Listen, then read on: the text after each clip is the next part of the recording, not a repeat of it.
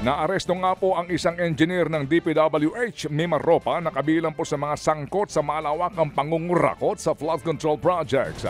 Persahan pong pinasok ng mga tauhan ng NBI ang bahay na pinagtataguan niya sa Quezon City kahapon.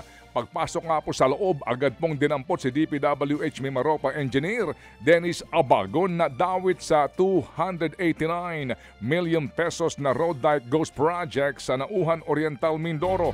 Inaresto rin po ang mga kasama ni Abagon na isang babae at lalaki. Kung magugunita, noong pong Miyerkules ay nairaffle na ang mga kasong graft at malversation of public funds laban sa mga sangkot sa ghost project sa Oriental, Mindoro. Kabilang dyan si dating Congressman Zal Dico at ilang opisyal ng DPWH Mimaropa at SunWest Corporation. Ito po ay substandard projects, substandard projects. Una nga pong inirekomenda ng Ombudsman na walang piyansang ibibigay sa kasong malversation dahil sa higit 8 milyong piso ang perang sangkot dito. Samantala, hanggang ngayong araw na lamang po pwedeng kusang loob na sumuko ang dating kongresistang si Zal Dico. Base po yan sa ibinigay na ultimatum ni Interior Secretary John Vic Remulla. Ayon sa DILG, ituturing na raw na pugante ng batas si Zal Dico kung hindi pa rin susuko sa pinakamalapit na ahensya ng gobyerno ngayong araw na ito. Gagamitin na raw nila ang lahat ng kanilang instrumento at kapangyarihan para mahuli si Ko. Una nang tinangkang arestuhin ng mga pulis si Zal Dico sa kanyang mga address sa Taguig at Legazpi City sa Albay, pero wala nga ito doon. Ayon pa kay Remulla, huli raw na napaulat na nakita si Zal Dico sa China pero bumalik ulit sa Europa. Nito lamang Biyernes nang ilabas ng Sandigan Bayan ng arrest warrant laban kay Zal Dico at 17 iba pang individual dahil sa maanumalya daw na flood control project sa Oriental, Mindoro.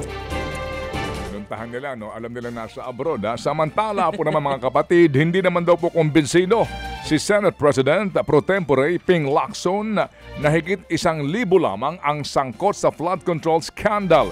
Una nga pong sinabi ng Independent Commission for Infrastructure na higit 1,200 ang criminally liable o dapat na managot sa pagtanggap umano ng kickback sa mga proyekto ng ating pamahalaan. Sa pagtansya po kasi ng ICI, tig 15 individual daw sa kada ghost project mula sa 400 proyekto na kanilang iniimbestigahan. Pero ayon kay Lacson, kung aabot daw sa 472 ang inspeksyon na ghost projects ng ICI, hindi raw dapat bababa sa 2,000 ang dapat na managot.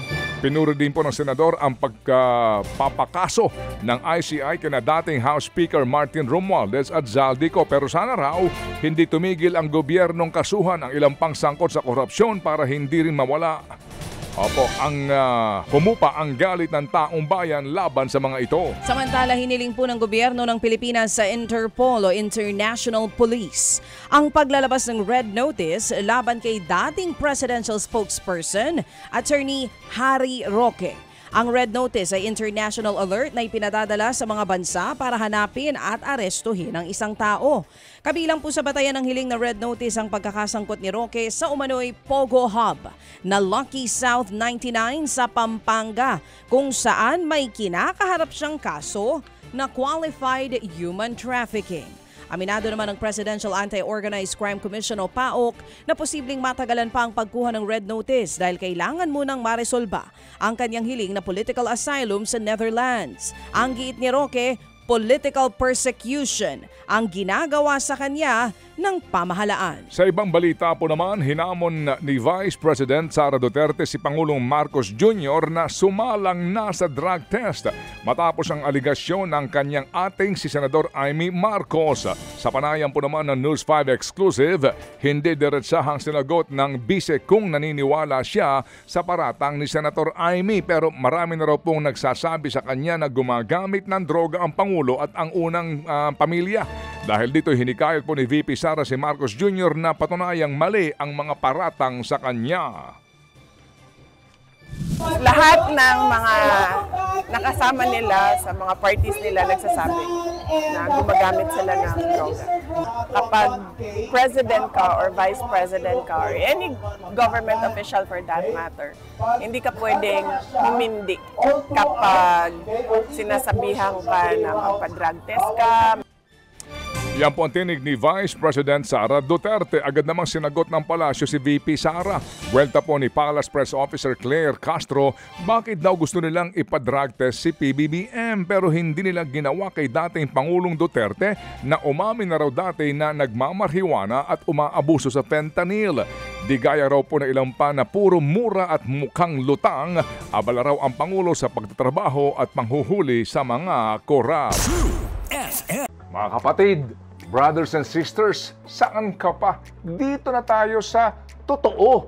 Dito na tayo sa True FM. Mga kapatid, mag-subscribe and follow po kayo sa social media accounts ng True Network PH. Yan po kami. Hanapin nyo lang True Network PH, Facebook, Instagram, YouTube, TikTok, and podcast. Mapa Apple or Spotify man yan, mahahanap nyo kami. Lahat ng mga napapanood at napapakinggan nyo po sa programa, nasa social media accounts namin yan. So, paano mga kapatid? See you sa social media!